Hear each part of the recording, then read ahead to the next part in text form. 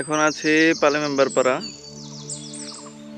পালে মেম্বার পাড়া কালকে আমরা রাতে পৌঁছাইছি, প্রায় 8টার দিকে পৌঁছাইছি রাত।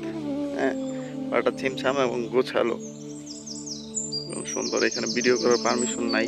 কারবারি দাদা অনেক রাগারাগি করছে যে এখানে আসা আসলে আমরা কেন আসছি এখানে, সেই নানান ধরনের প্রশ্নের মুখোমুখি হয়েছি। যাই হোক, এখানে ভিডিও করার কোনো পারমিশন নাই, তখন একটু লুকিয়ে লুকিয়ে ভিডিও করতেছি।